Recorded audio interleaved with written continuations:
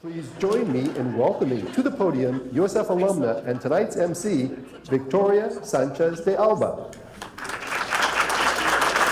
Thank you. Good evening. I'm Victoria Sanchez de Alba. It is my pleasure to welcome you to the Silk Speaker Series at USF. As we gather this evening, we want to pause for a moment to recognize that this is a distressing time. Millions of our fellow Californians are affected by the Kincade Fire in Sonoma County and other fires in the region and throughout Southern California. Many have lost their homes, been evacuated, or are without power, and some also have lost their jobs. We ask that you hold all of them in your prayers as we endure this fire season together. And please join me in expressing our gratitude to the thousands of firefighters, law enforcement, and other first responders who are working tirelessly to battle these fires and provide aid to those affected.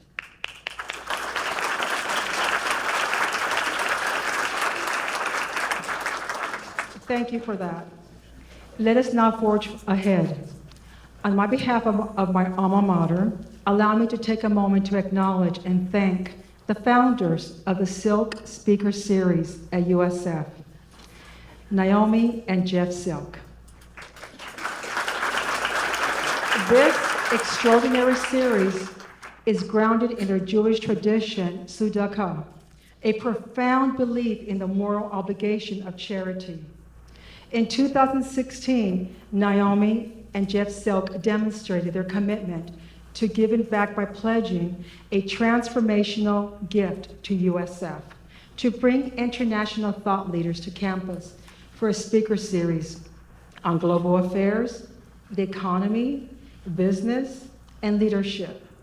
The vision of the series is to unite our community, the students, faculty, staff, and alumni, in our common thirst for enrichment opportunities and to expand the reputation of USF, San Francisco's first university as a resource for moral and ethical leadership in the 21st century, fortified by our Jesuit Catholic tradition. As we were gathering this evening, you might have noted some of the remarkable change makers the series has welcomed, and tonight is no different. All of this is made possible because of the vision of USF alumnus and trustee Jeff Silk and his wife Naomi.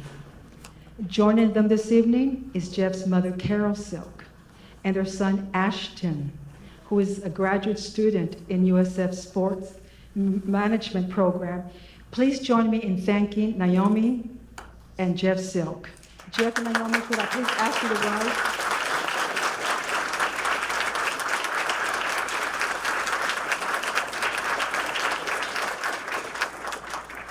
Now, onto our wonderful program.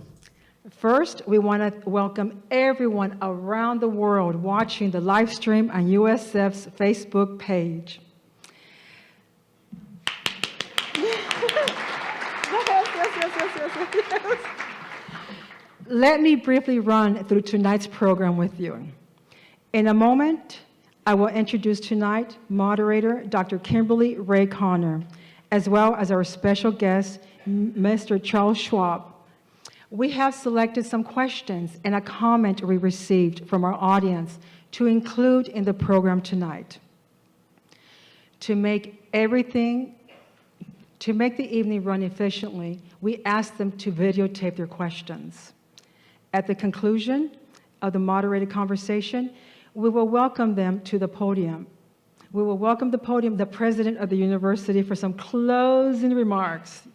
I will then return to the podium and ask that you please stay seated because I will be announcing the winners of some very special prizes. 3 of you will be selected randomly from this audience to receive these prizes. And now, on to the program. It is my pleasure to introduce tonight's moderator, Dr. Kimberly Ray Connor. Dr. Connor is a professor in the School of Management. She directs the management exercises, a co-curricular program that MBA students follow throughout their education that supports their whole growth by adapting principles and methods from the spiritual exercises of St. Ignatius and applying them to the curriculum and experiential aspects of their MBA. She also teaches ethical decision-making for the MBA program, and her students are here with us this evening. They're here, yes. Professor Connor is the inaugural faculty chair for Mission Integration in USF's Lane Center for Catholic Social Thought and the Ignatian Tradition, where she facilitates programs for faculty to support their integration of mission in their teaching and scholarship. Dr. Connor's most recent scholarship includes an extensive essay on teaching African American religion. She recently presented a paper at Loyola University, Chicago, that compiled from the diaries of Dorothy Day, founder of the Catholic Worker Movement, advice that CEOs should follow. What you might not know about Dr. Connor is that she is keeping a life list of MLB ballparks. She has visited 21 of them. Yes. Please join me in welcoming tonight's moderator, Dr. Kimberly Ray Connor.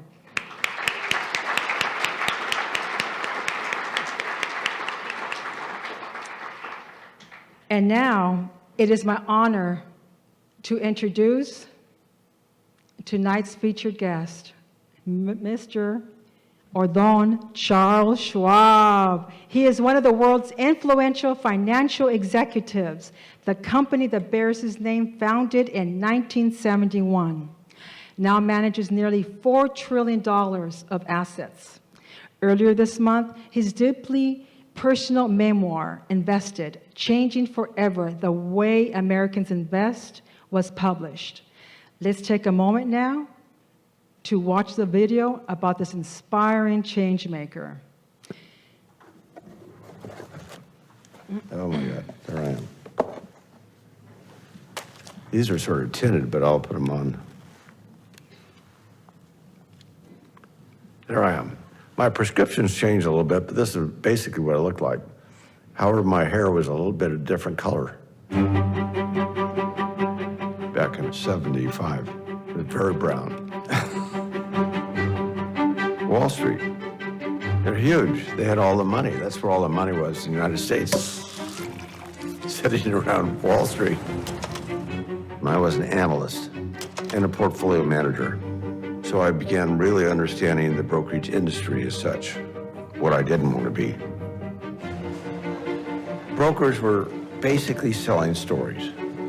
The broker would run into you someplace and sell you, say, hey, I got a really good idea for you. It's going to go to the moon. You better hop on. Inside information was rampant then. Relax, will you? Believe me, I made the right move. You really think so? Sure. We got the inside track. Some people would call it being a con man. That was the industry. There was fixed prices so extraordinarily high, only the wealthiest people in the world could participate. It was a highly conflicted business. I wanted to have a firm that was free of the huge conflicts that I saw in the business. So I started Charles Schwab and Company.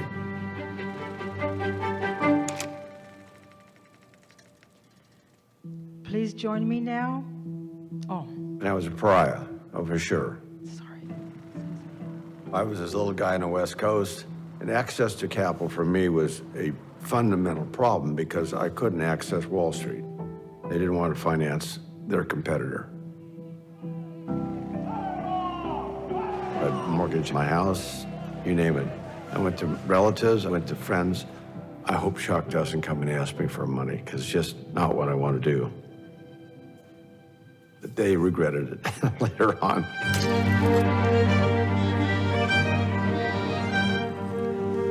The magic moment, May 1 of 75. May Day.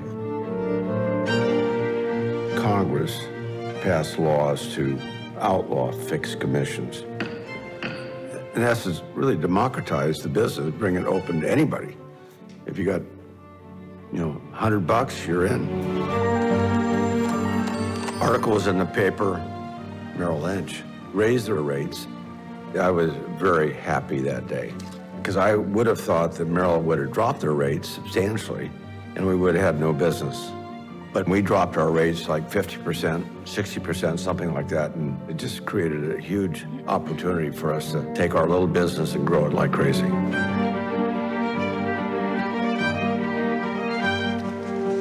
We were growing so fast, we want to get everybody in. We didn't incentivize our people one way or another. They all made salaries. But that was really revolutionary. Here's this little guy from the West Coast undermining Wall Street.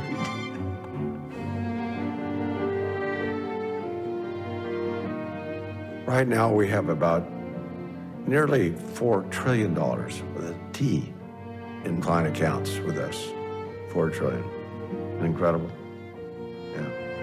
Do you ever grapple with that like you started out to buck the status quo and now you are the status quo? I hope we're not the status quo. I hope we are not. I hope we are continue to be agents of change for the better.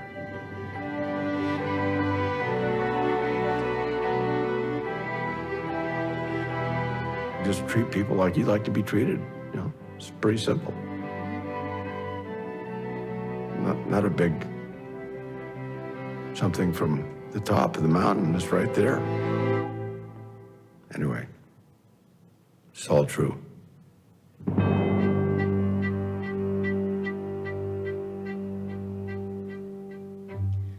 Wow. Please join me in welcoming Mr. Charles Schwab to the Silk Speaker Series at the University of San Francisco.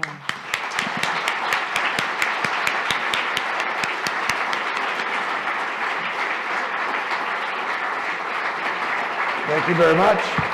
Good evening, Mr. Schwab. Good to see you.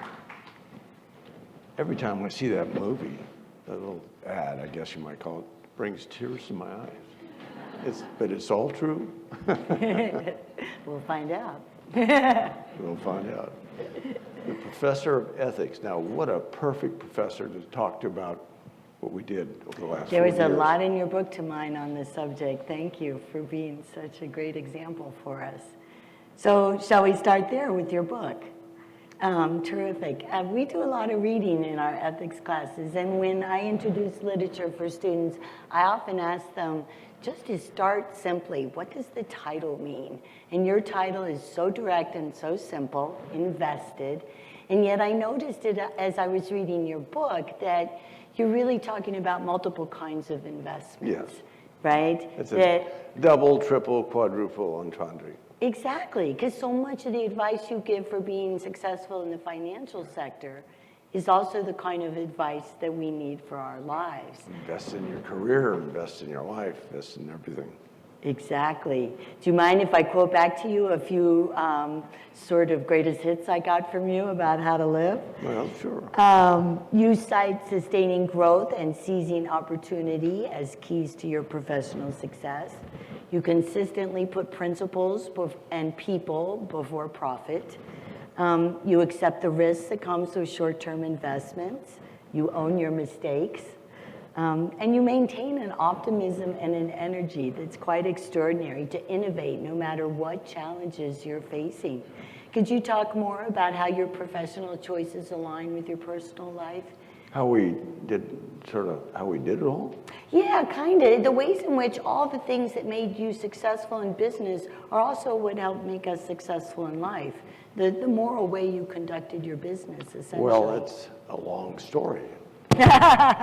250 pages to do all of that. But we started with 4 people in San Francisco. It's a San Francisco story, 1973. And you saw they changed the laws about commissions have to be now negotiated. Anybody can charge anything you wanted to, but for the prior 200 years, stock exchange transaction fees were fixed. It was fixed rates. And so it was a huge opportunity for us to come into the business. But, you know, at the very beginning, one of the, why I say I love the fact that a professor of ethics is sort of conducting this little interview as such, is the fact that I think our case was based upon the very fact that I thought the traditional brokerage business was based on some weird or bad principles. It was based upon the commissions, and it always turned out to be the higher the commission was on a particular transaction, the higher the compensation was for the broker. Now, what kind of a relationship would that be if you're somewhat of a fiduciary dealing with your client? If the fee is higher, if the risk is higher, that doesn't make any sense. And more compensation goes to the broker selling the idea. So anyway, on the basis of that, I decided to start the company. All our employees, and still to this day, only make a salary and compensation. And yes, they do get nice bonuses if the business is successful. We share it sort of pari passu with, depending on what your role is and your responsibility is. It has nothing to do with commissions. In fact, we took commissions out of the whole thing just a couple weeks ago. We went to zero in terms of commission costs of a trade. So anyway, we started out at low in 1975 as such when we changed the law, and we kept coming down, and 2 weeks ago we went to zero. How about that? How about that? So you wonder, And and I have to say, we are not a not-for-profit firm. We're okay. it's all about proportion. Well, yeah, and customer surveys are an important part of how you evaluate your staff. Yes. Yeah. Well, I think our employees, the kind of people that we hire, frankly, and are the most successful at our company, people that really think about people and want to provide a fantastic service. So our thing is really, our thing is about customer service, doing what's right for the people, as we talk about. It's pretty simple. Treat people the way you want to be treated, and you can be successful at it. Absolutely. It's the basic golden rule, right? The foundation The of old pretty golden much rule. I bet you all teach that a ethics. lot in the Yeah. ethics class. Yeah, absolutely. Well, I see that in the way that you shifted the agency and the power from Wall Street to Main Street, essentially. How about- And, right? Me, probably. That was me, I think. I apologize. Sorry about that. I'm Certainly kinda new hurts to my this. ears, too. I apologize. But you also, moved the power from the East Coast to the West Coast, and that you did at considerable risk because the Well, technology you We were were- relying on was exactly, not proven Kim, yet. Technology, there were a lot of reasons why the West Coast was particularly great for us. First of all, we didn't have the old Wall Street traditions, which they had for many, many hundreds of years. We didn't have that. We had longer hours because the stock market closed out here in the West Coast about 1 o'clock in the afternoon. So we had all afternoon. Back then, it was a very paper-based business. It was horrible. Stacks of paper all over the place. No computers, very few anyway. It was just the beginning of the computer age, essentially, and way before the internet. So that was beneficial. But the other thing that was really key to us was our adoption of technology very early. So I had many friends that were in the technology business, little businesses just beginning, but introduced ideas to me, and I got comfortable by adopting some of their technological solutions as such, made us much more efficient than old Wall Street, and so we could charge less and cheaper rates along the way. So that was really important. But that was pretty disruptive at the time, wasn't it? We were not considered, in fact, I remember joining a stock exchange and the ethics committee, you love this, the ethics committee thought maybe we're doing something unethical by charging lesser rates. I couldn't quite understand that. I still don't understand it.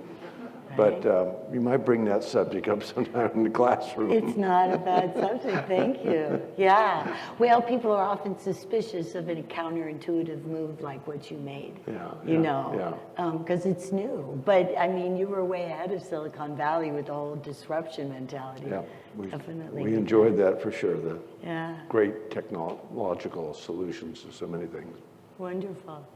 Do you mind if we talk a little about your personal life? I've been reading the autobiography of St. Ignatius, the founder of the Society of Jesus, who founded our university.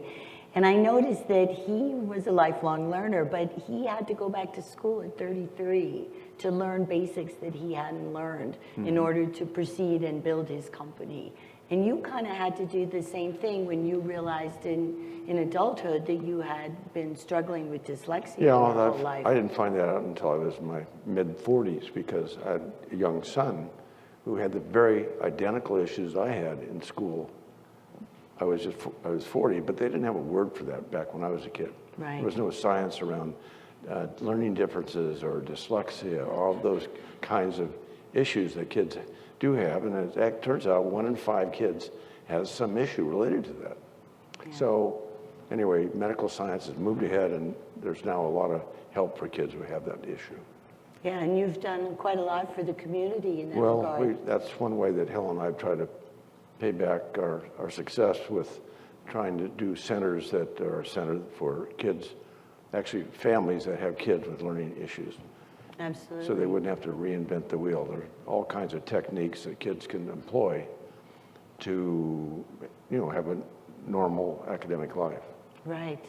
I was with a friend of mine who is in the mayor's office on disability. She's a director there, and she said you're a hero in the disability community for all you've done to address dyslexia. Tell her thank you. And a lot of her clients in the city have benefited from your program. Yeah, so thank you. She wanted me to pass along her thanks. Well, thank you very much. Yeah, absolutely. I was fascinated too by the way you described the phenomena of living with dyslexia and the journey you made towards learning, because you described it as going from word retrieval to understanding. Right. Can you explain that a little more, and also the ways you adapted along the way? I mean, it's quite extraordinary how you accomplished so much with all these workarounds. Well, Yeah. basically, for probably 85% of people who sort of identify with dyslexia, is the decoding. Now, when you look at that page there, you're looking at her, that's her notes. Yeah. It's all in code. It could be, that's English, it could be Chinese, it could be Japanese, it could be German, but it's all in code. So what happens in the brain is, in view of many people, that's not my finding, but the fact that people, when they go through, they see code, then it has to be converted to sound in the brain. And sound then comes to meaning. And you reverse the process when you're writing. You've got to write down a word, and you have to first say, I am going, I'm sounding out right, to someplace. It's the reverse process goes on. So there's a little mechanism in the brain that for some of us, it doesn't work quite as well as for others. And as a result, we're slow in reading because that mechanism of conversion happens slowly. It's an auditorial issue for the most part. And yet in Invested, you cite books that were very influential for you, particularly biographies of certain people. Could you talk more about that and how they shaped your vision? Well, I don't know what section you're talking about, but I was very influenced by books early on. I wanted to see, I grew up with parents that were very much influenced by the Depression of the 30s and the 40s. And I didn't want to I wanted to be financially successful. I didn't like having limitations. I'm sorry, I'm just moving around here too much. I'll be still. No, we're Absolutely even. still. No? If I don't move, I'm okay. I get animated about this stuff at times. So reading the biographies, I found out early on, I was probably 12 or 13, that people, the successful people, a lot of them came out of the financial world. Mm-hmm. I said, maybe that's what I want to be when I grow up. So I studied that a little bit, and then I got engaged, or not engaged, I learned about the stock market a little bit when I was 13 or 14. My dad showed me stock prices moving up and down, how that all happened, how that worked. That was intriguing. I thought, man, I can figure that out. Maybe I can make money at that too, as a 14-year-old. So all the way through, then I went on, got into Stanford, not because I was a brilliant student, but because of my golf.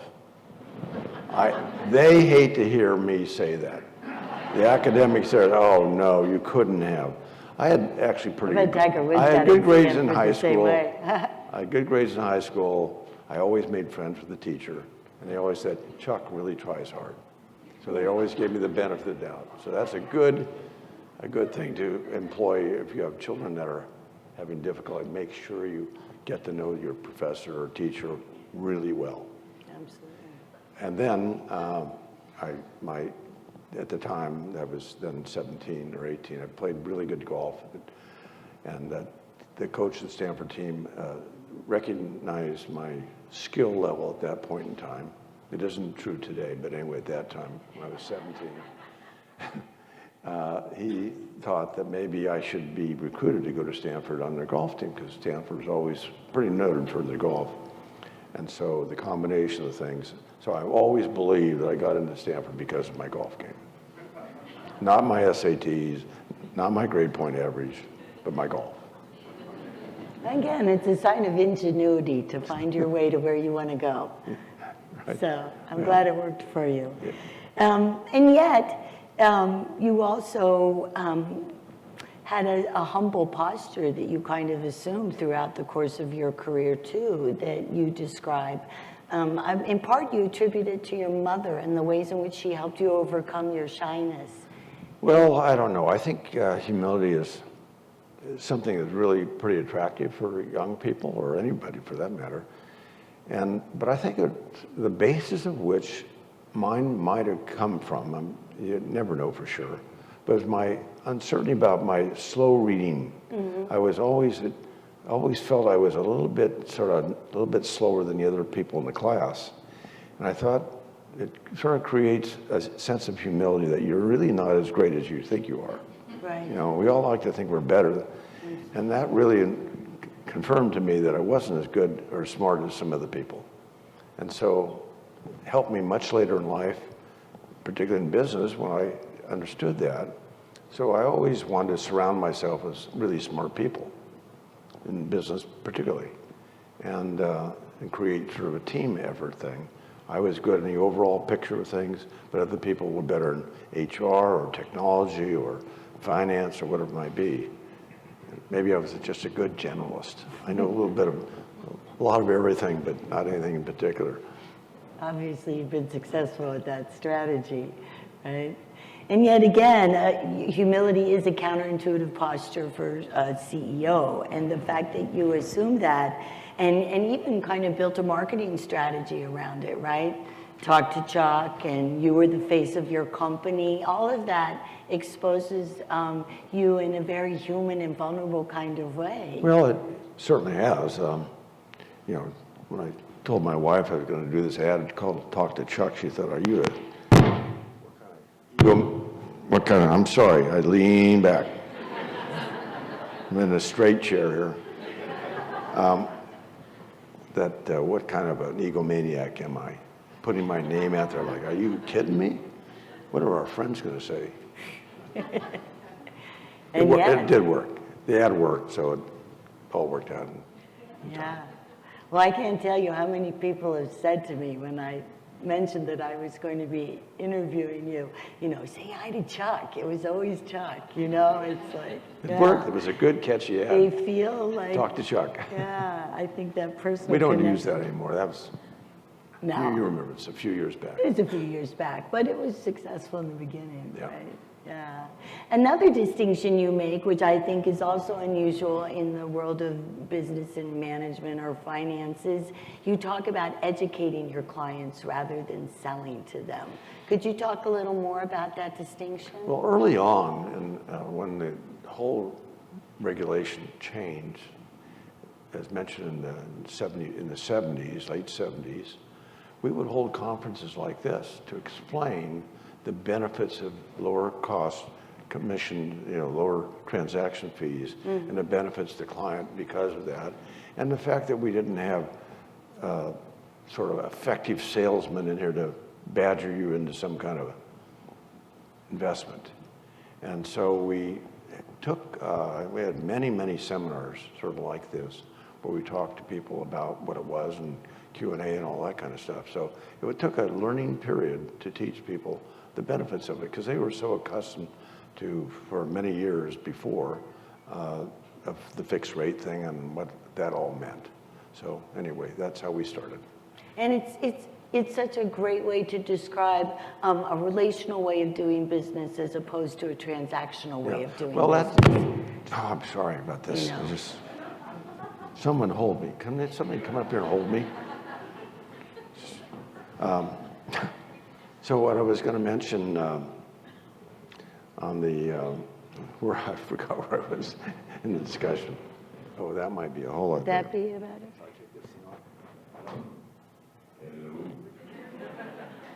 You like that better?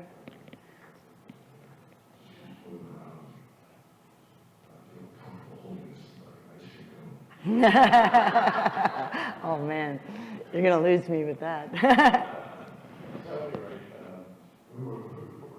We were talking about the ways that you educate your clients rather than try to sell to them.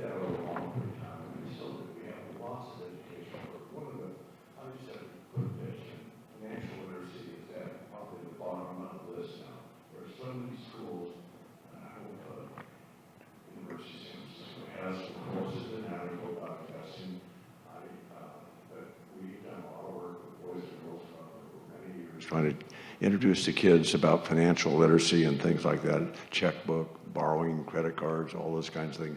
Most kids just don't get any introduction to that in any schooling. So they arrive at a school, at a college or whatever, start making a little bit of money, but they make bad choices at the beginning because they don't understand them. And so some unethical people approach them too.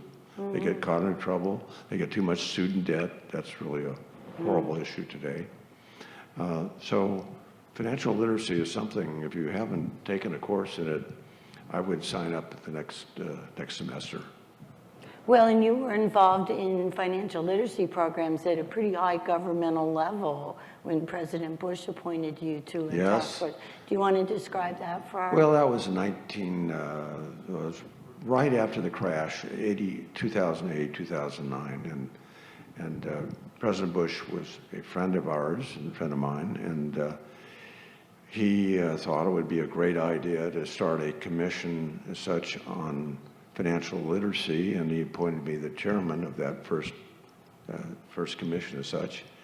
And but what we identified, really, we just to find out the depth of the problem was so many people really had the minimal understanding of financial consequences of the things they were doing.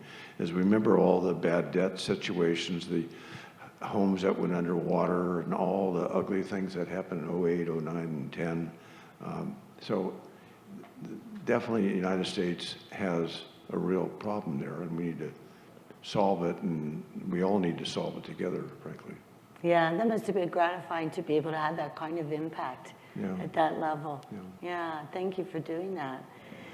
My next question is inspired by the aforementioned Dorothy Day, founder of the Catholic Worker Movement. She's one of our big inspirations here at USF.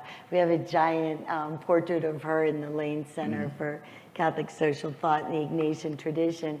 And one of the things that she attributed to her success in her organization is the fact that she had people around her who were sowers and not weeders. In other words, they were people who were always seeding new ideas rather than trying to get rid of old pests. And that seems to me to be kind of like your approach to entrepreneurship, this endless search for a new idea and a new thing and a new way to do something. You're a sower, not a weeder.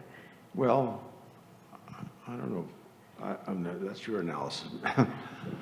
Yeah, well, I'm an academic. We do that. I'm not sure. I'm sort of a conceptual guy in many ways. I mean, that's sort of the kind of way I think about things, and it always upsets some of my people working at Schwab that I sort of had a concept of the solution of a particular problem before they got through the whole thinking of the thing. So it irritated a few people that I was coming up with solutions before they did as such. So there's sequential thinking too, and it's really, really critical and important based upon, you know, obviously information and science and so forth. So there's a mix between me as a sort of a conceptual thinker and sequential thinkers, and we have to work together to come up with really well-based solutions on things. And so in our business, financial services, we're always thinking about how we can do better, but in our case, it's not simple, but it's important to find, our guiding post is how well will our customers receive it? Will they like it? If they don't like it, we've had many that failed, we dumped it, but if a client or a set of clients liked the service, they would carry on with it. And so sort of, you might say the marketplace really proved either it was good or bad. And that's why I love so much the free marketplace. Absolutely. And what advice would you give to our students who are interested in that kind of entrepreneurship and innovation? Well, whatever subject it is you're thinking about solving for the world, make sure you really understand. Do a lot of study around it, and make sure you just can't take it casually, a flippant way. You've got to really be an expert in whatever the heck it might be. As much as you can, just read all you can, talk to experts that might be there, and you have maybe a different way you want to go about the thing to solve a particular problem. That's, obvious, have the education, have the knowledge and all that. That's where you have to start with. School is quite helpful in that respect. Then from there, obviously, in our system, you have to line up money. Unfortunately, that's called capital. To invest in your idea so you can go on. It always starts out, you're going to lose money over a few years at the beginning as you put money into new investment. So you have to make sure you have a lot of friends and rich relatives, you can do that, to convince them that you have a fantastic idea.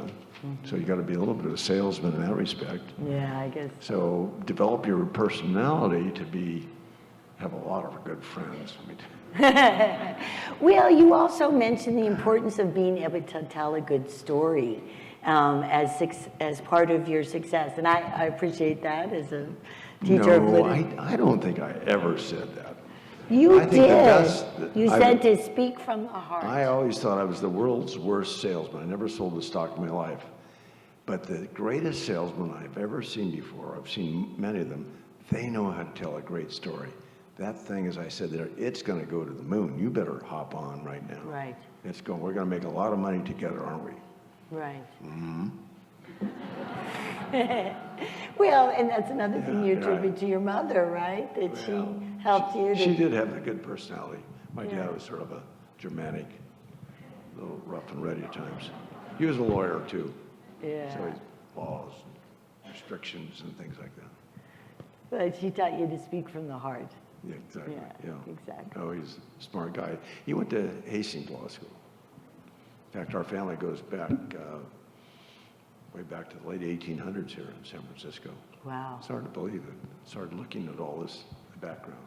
So, truly, I'm a San Francisco person, although I was born in Sacramento. That's amazing. You're also always working in your book, even when you're in school, you're constantly working. And I think this is relevant to our students, especially the ones here tonight. They're getting an MBA at night while they work all day. It's quite extraordinary. Some of them are also getting dental degrees and dual degrees. But you said, seeing what was out there, how other people found themselves trapped by their jobs with little hope of escaping, helped me to get through school. Could you explain that a little more? Well, I had the opportunity, and I think many of you in the room probably have done this, but every summer I had very important jobs.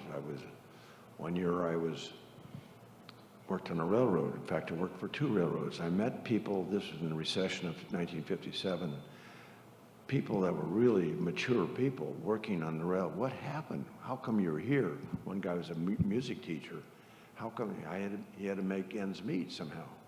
And I thought, and I met other people, similar educated backgrounds and such, and they were working in the railroad with Switchman. I was all of 19, I guess.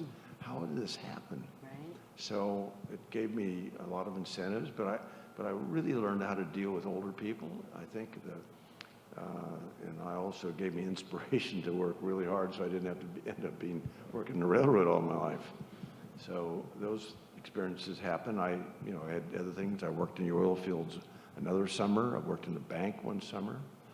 These are really important learning jobs along the way. I had one really failed summer. I sold life insurance.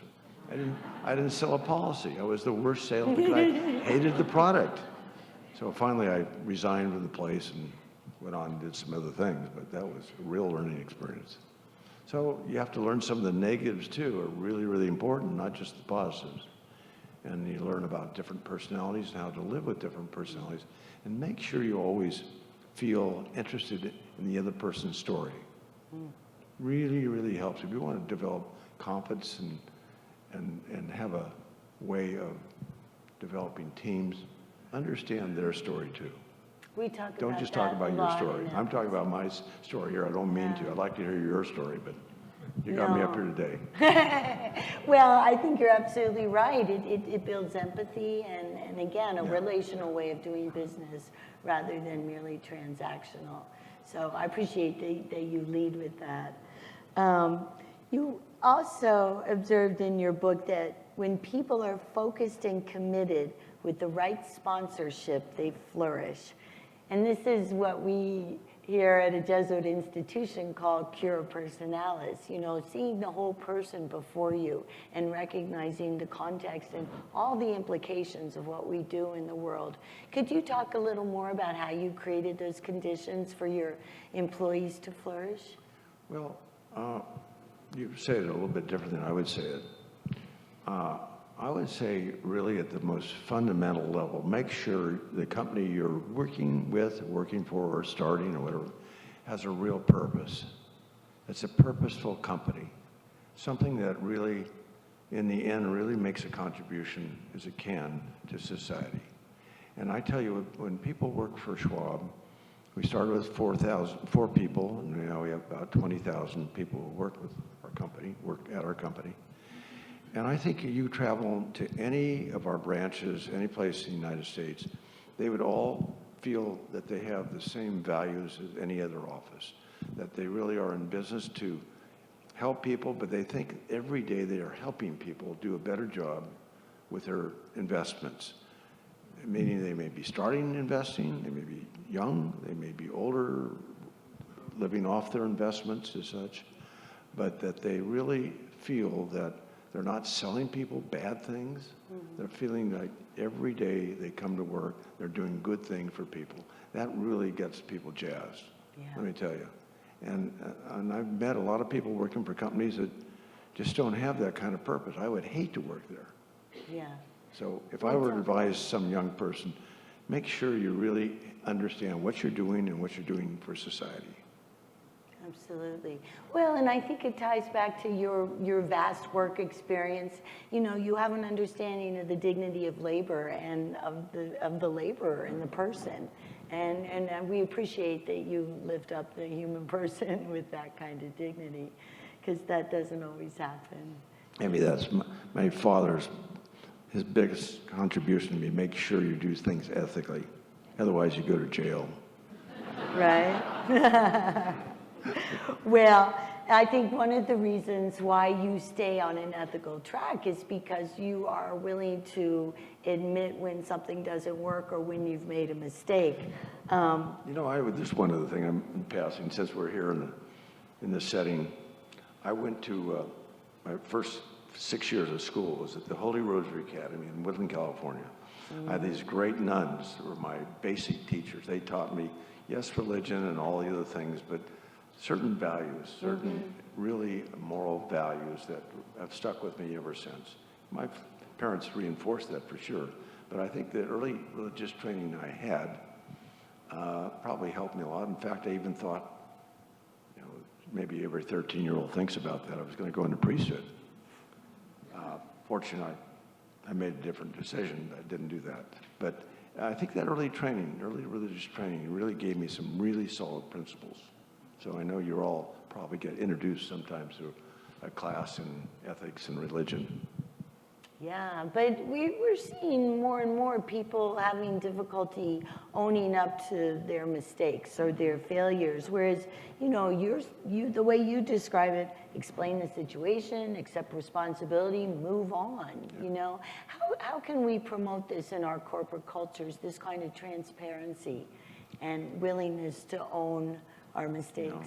Well, it's, you know, business got more and more complicated, but I think it starts, certainly it starts at the top of any organization. It has to be, you know, ethics are really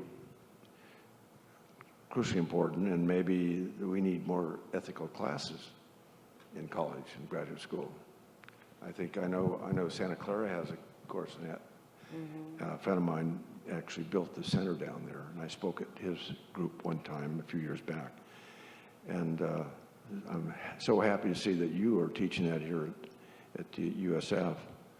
But I think more schools should have this and instill us in the responsibility we have as responsible American citizens, that we've got to treat each other as ethically as possible. And what does that mean? What does that mean?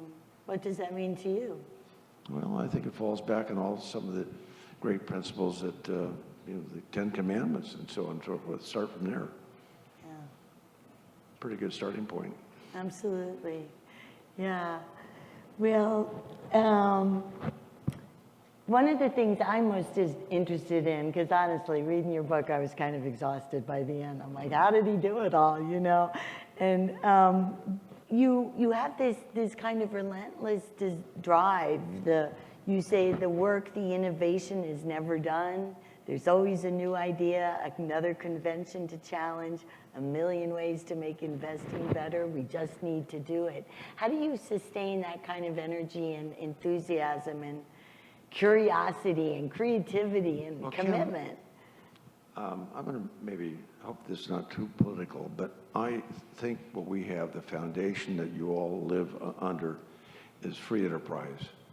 It is something that is so unbelievable in what it's created for the world in terms of improvement of the human status as such. You look around in time, in my lifetime, what's been created is pretty fantastic. And I love some writers, it's not my original opinion, but the word capitalism comes from the word caput. The Latin word caput, meaning head. Capitalism is all about creativity, intuition, innovation, all those things. Socialism is something else, something that I don't think anybody really wants. In some ways, it's sort of a nice thought that we all could have the same car. We could all live in the same size house. We could all basically have identical to whatever it is everyone else, if we had a good pure socialism. They've tried that a couple times. They tried it in communism, Russia. Venezuela sort of tried it. Doesn't sound too good in Venezuela right now. But I think we have the blessing of free enterprise. There's sort of free press, free things. And yes, we screw up along the way. There are mistakes made. And there's rectification of those mistakes.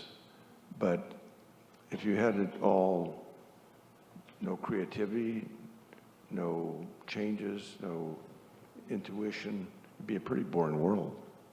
No question. So I think we live in the middle of one of the greatest countries of all time, but that's my personal opinion.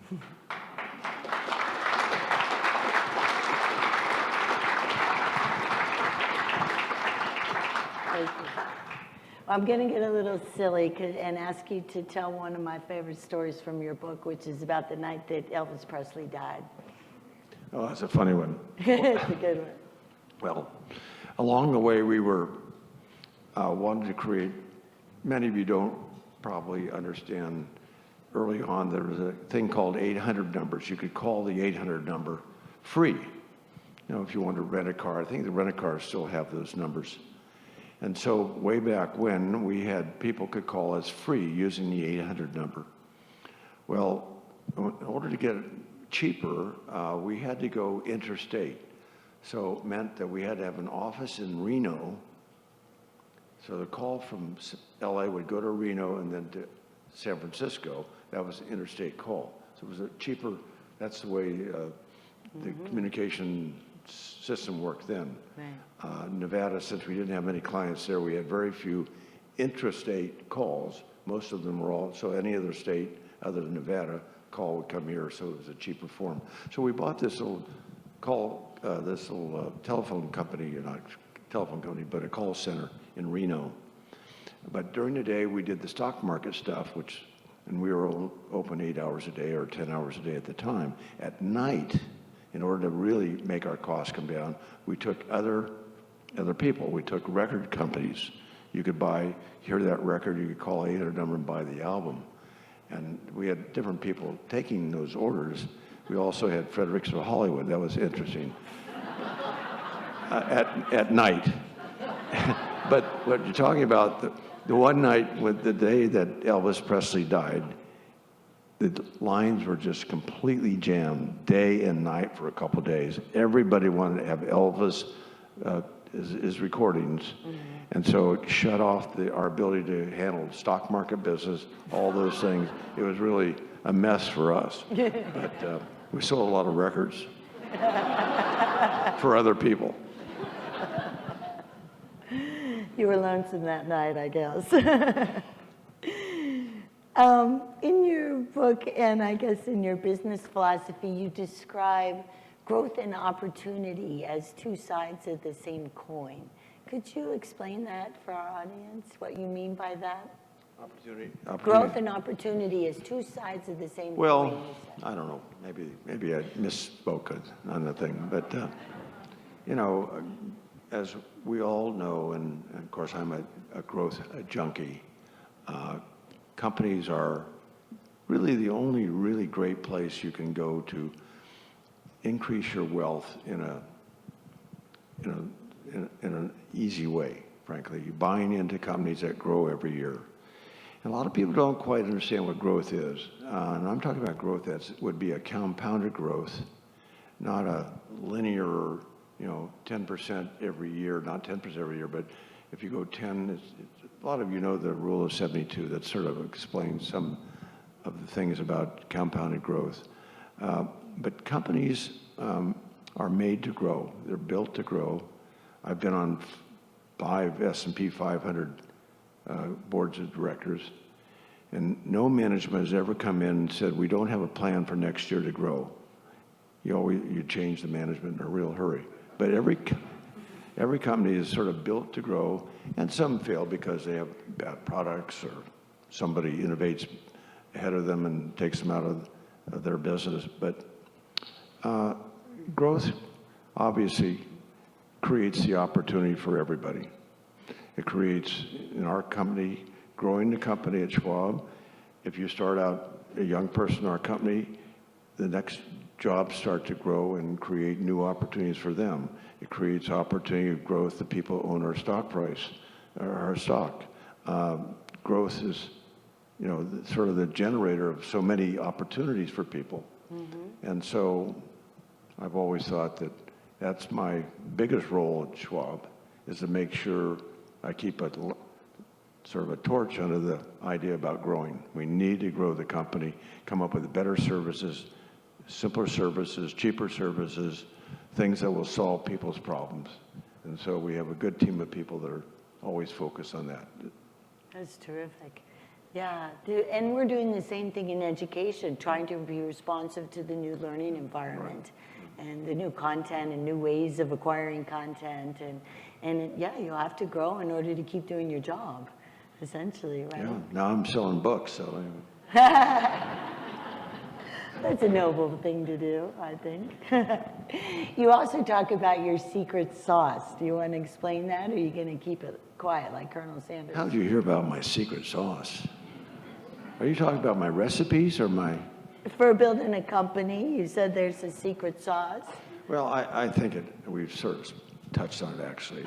It's really trying to instill in people, a purpose in their job, why they're there, why they're working there, and making sure their focus always is on making the client happy, satisfying the client needs first and foremost. Yeah. That's the second job, third job, and fourth job. Those are always the letter of responsibility and also priority.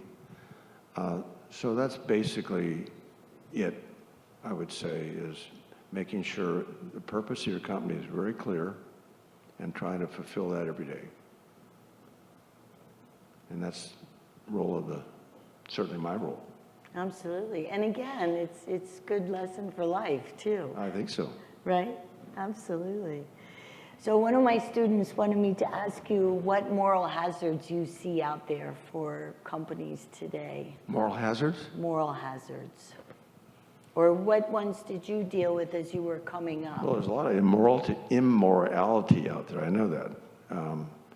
So it's speaking the truth, all those things. I mean, with mass communication now, and this word called fake news, I mean, it's all around us. People are creating different kinds of scams and such on the internet, or calls coming in. In fact, I've had 5 calls a day on somebody calling me with some kind of a scam. I mean, you probably get them. We all get them.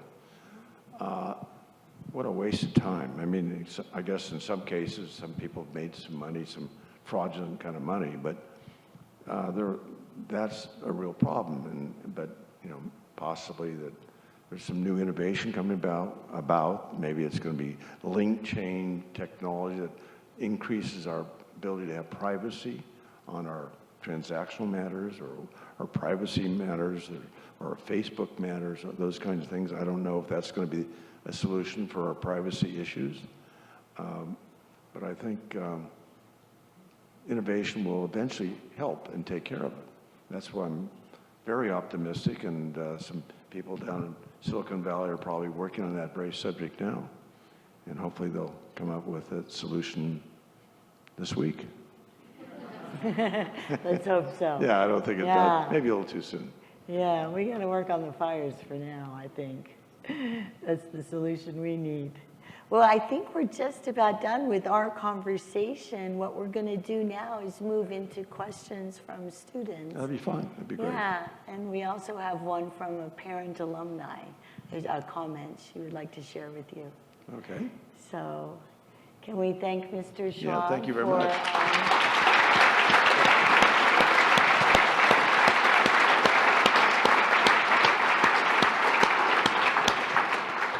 You've been doing a lot of this, haven't you? You know, finished the book. We worked on it for 2 years and finished the book about 2 weeks ago.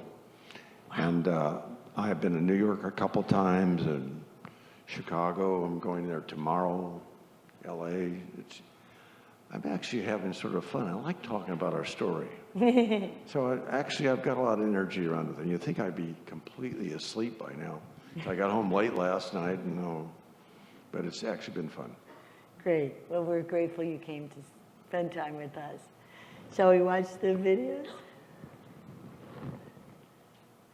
Good evening, Mr. Schwab. My name is Jared T. Ross, and I'm a sophomore here studying entrepreneurship and innovation.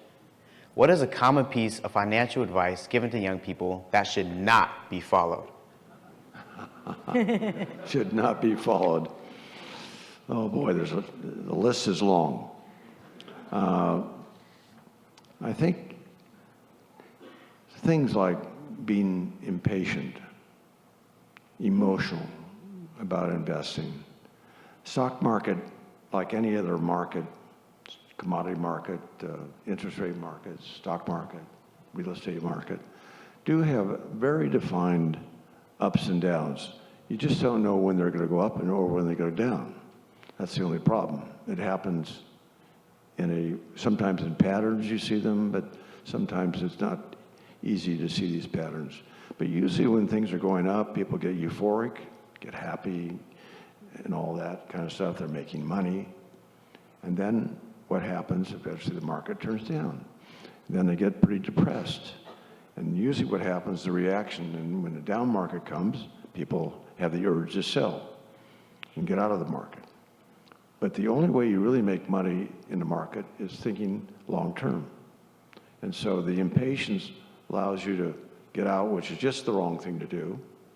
And so I think being impatient investing is absolutely something that really leads to failure. So you have to be thinking in terms of 4 years, 5 years, 10 years, 15 years, and so forth, if you're going to be an investor. And just find good companies, great companies, who have a record of growing every year, or sometimes they might go sideways a year, but give them a chance and ride them out. And of course, the easiest way to do this is to have a whole diversified set, or the other way, just reverse the thing. Become focused only in one company. Don't have any diversification. That's a nice way to lose money. So it's better to have, if you're an investor, beginning investor, make sure you have 5 or 10 stocks anyway. Diversify over a couple different industries. And the easiest, simplest way this day for the average person who doesn't have a lot of time to think about investing, using index funds, low-cost index funds. You get massive diversification. You get the benefit of the growth of the great American economy. And you go about your own profession and just add to it periodically. Make sure you add to it periodically. Now, the negative of that would be, wait until the market is so high, just put your money in. It's probably okay too, but make sure you do it periodically, every year at the same time, and you'll do really well. So that's a different question. Thank Hope you. I answered it for you. We have another one now. Hello, Mr. Schwab. My name is Matilda Tavares, and I'm pursuing a doctorate in international and multicultural education. My question is about corporate responsibility. How do you define it? How does your company practice it? And do you believe all corporations should have corporate responsibility initiatives? Well, corporate responsibility is absolutely essential. And in our case, we try to practice what we preach. And so we have a lot of efforts going into non-for-profit things. We do, starting from me to our board and so forth. We try to help out in different communities where we have branches. We try to help non-for-profit entities there. We try to have ethical business. We talked about earlier in the program. We try to make sure our products, every one of our products stands on its 2 feet, and anybody looking at it say, that is an ethical product. That's a real thing. I can really believe in that. I would buy it myself. I always use the principle with my mother, would I recommend it to my mother? If I don't meet that test, forget it. We're not going to offer it for sale, ever. Things of that nature. I think our corporations, for the most part, are pretty responsible enterprises. I think that's one thing about America. I think it's sort of demanding. You see every once in a while something written up in the paper that is unethical as such. They're called out and they are embarrassed. It is really not a good place to be. So nobody wants to be in that place. And sometimes it does happen by unlucky things that might have happened. So at any rate, I think for the most part, our companies, and including ourselves, I think we're quite responsible. And we keep growing, and certainly it's an ever-changing environment for sure. And there'll probably be more demands on us in the future. That's okay. Yeah, well, we've noticed that it's become more of an intentional way of describing how people do business. And, apropos of your saying we need to teach more ethics, one of the courses we taught at USF last spring, which Father Paul co-taught with me, was on corporate social responsibility. And one of the things that impressed us so much was the extraordinary enthusiasm of the students and how they were so committed to aligning their values with how they did their profession. And so in very intentional and very thoughtful ways. So we appreciate that your company provides an example for us too. Right. One easy way for you all, the students, make sure the company you're about ready to go to work for, try to do as good a study as you can on, read their annual report, or read whatever they have on the internet, all those kinds of things, to see what kind of personality they have. Is it an ethical personality, or is it something that sort of just want to make money? I think these things are really invaluable to do, that preparation before making the commitment to a company that you're not going to feel good about. Absolutely. We have one more question from a student for you. Good evening, Mr. Schwab. My name is Sadie Henderson. I'm a senior in the USF School of Management and a proud Montana native. Why is the Bitterroot Valley a special place for you, and what's your favorite part about the Stock Farm Club that you developed there? Man, you are a lucky lady to come from Montana. I love going up there. I love going up there, particularly in summers when the weather is really wonderful. But the sort of the mountain beauty, the snow-capped mountains that we see. I love to fly fish. Going down the Bitterroot Valley in the Bitterroot River is one of my favorite things to do in life. And I also love playing golf up there among the sapphires and the Bitterroot Mountains. It's pretty wonderful. And there's a lot of good friends up there. So I love seeing my friends, doing all the activities I just talked about. Sounds spectacular. You all should try Montana sometime. Is that an invitation? No. Yeah, that's an invitation, sure. Okay. Our final comment is from a parent who's also a USF alum. Hello, Mr. Schwab. My name is Roberta Whitty, and I am thrilled to have the opportunity to personally thank you for supporting students who learn differently. My son is dyslexic, and I utilized one of your dyslexia resource centers in the Bay Area many years ago to find information to support him. The center helped me advocate for my son and never give up. Today, I am proud to report that he recently graduated from USF with a master's degree in educational technology. Thank you for all you do to help individuals with learning differences thrive. Thank you so much, and my wife's here too. Thank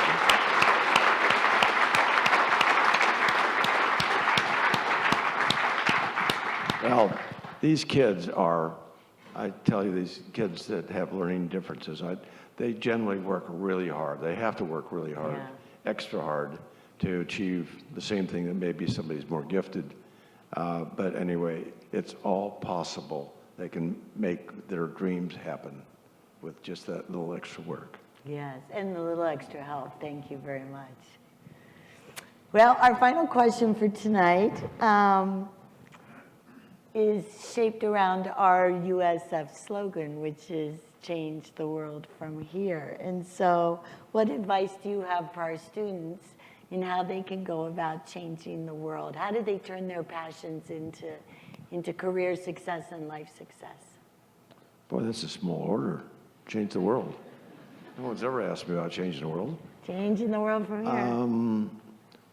Well, I think certainly the dedication to the values that we all aspire to have, you know, the ethical thing we talk about, the confidence, the trust we have in our organizations, all those things are based upon, you know, the human quest to just do the best we can do in our personal lives. And, you know, it takes work, it takes consistency, it takes persistency, all of those great things. And I think USF probably spends a lot of time on trying to focus on kids who have those aspirations, but they need to be reinforced along the way. And that's what's so fantastic about, you know, schools of higher education like USF. They instill that in these kids, and they just reinforce it all the time. And hopefully they graduate from here, they're going to change the world for the better. Thank you so much. It was a lovely conversation. Thank you.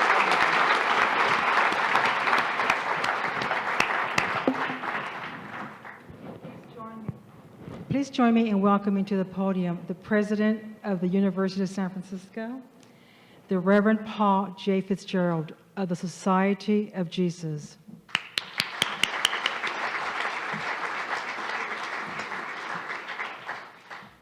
Thank you so much, Victoria. And thank you, Mr. Schwab. The sisters did an excellent job of giving you that solid foundation. And you've built, you know, not just a great company and not just a great life, but a great example to our students, staff, faculty, alumni who are here. And just everything you talked about tonight is so in line with our educational project. So thank you so much. I love how you talk about the golden rule, treating others as you would like to be treated as a corporate business strategy, as well as kind of this origin story of your company. We're here in San Francisco, and we're at the center of this tech disruption, and it's good to see an example of disruption which is creative, benevolent, humane, and fruitful. So thank you for that. Our faculty kind of lean into the lives of our students and care for them deeply, and our students thrive. And that sounds like how you've trained your employees to work with your clients, not just to have a transaction, but to care for them. There's a fellow, Chris Lowney, who wrote this great book called Heroic Leadership, and he took the principles of St. Ignatius, founder of the Jesuits, and turned it into, how corporate leaders can work really well. And he included the principle of the leader who loves his employees, his customers, his vendors, his neighbors. And love as a corporate principle is actually possible. I love your humility, humility from the Latin humus, the earth. So the humble person stands barefoot on the ground with nothing between him and the rest of God's beautiful creation. And you model that. You are grounded. You are that great conceptual thinking versus sequential thinking. Thank you for describing how my brain works. I kind of see the picture and talk about it, and then everyone says, like, Paul, how do we get from here to there? I say, well, that's your job.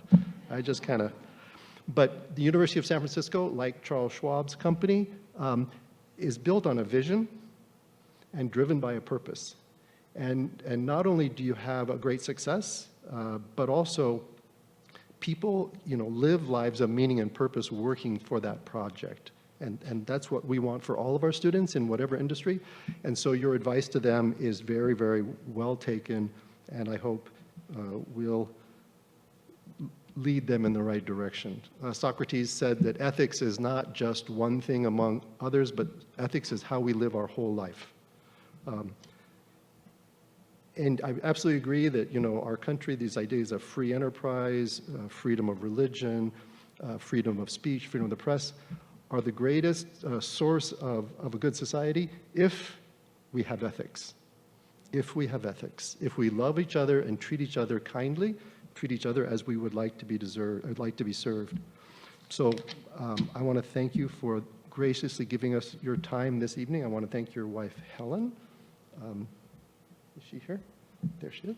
Thank you so much for gracing us. Your daughters, Carrie and Virginia and Katie. And did Haley Schwab, our law student, first-year law student, so third generation here in the room, thank you so much for coming. One little announcement, one little advertisement. As you know, we've split the Silk Speaker Series into two tracks. One with kind of the global thought leaders, as we have this evening, and another with Nobel laureates in economics. And so our next Nobel laureate in economics will be on November 18th in Fromm Hall, Dr. Peter Diamond, Nobel laureate in 2010, talking about the history of Social Security and why it's in the mess that it's currently in. And I think he has some solutions. A big round of applause for our MC this evening, Victoria Sanchez de Alba.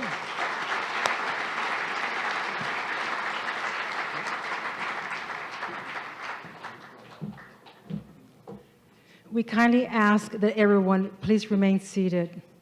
What a wonderful evening and inspiration, right? One more round of applause for Charles Schwab.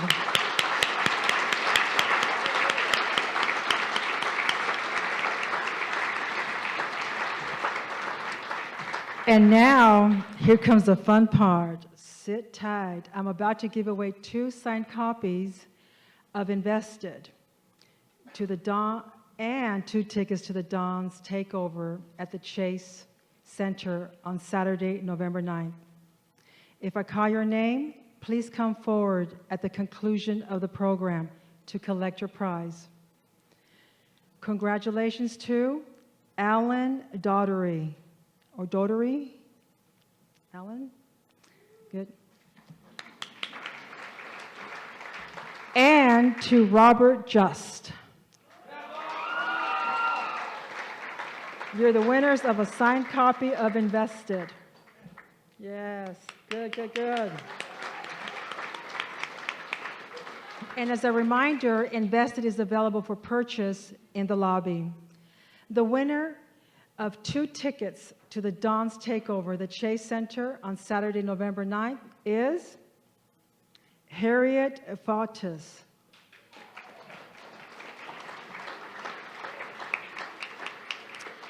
Thank you all for coming. This concludes the Silk Speaker Series at USF. Will be back in the spring with more inspiring thought leaders. Stay tuned. Good night, everyone. Buenas noches a todos.